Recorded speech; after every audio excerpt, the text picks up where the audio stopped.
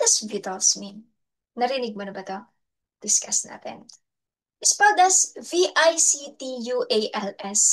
but pronounced as vitals. Check mo sa dictionary. Vitals is a plural noun. It's always plural. Wala itong karaniwang singular form. Ibig sabihin, hindi ginagamit sa isahan. It comes from the Old French vitile, meaning food for humans or provisions. That comes from the Latin word victualia, meaning provisions. Ultimately, from vivere, meaning to live. It refers to food that is ready or cooked, not raw ingredients. In short, it's a prepared food for humans. It's not used for animal food, pang-tao lang talaga. Let's take Joshua 1:11 as an example. Prepare your victuals, for within 3 days you shall pass over this Jordan. Hindi ito basta raw ingredients. Victuals are prepared foods ready to eat or bring.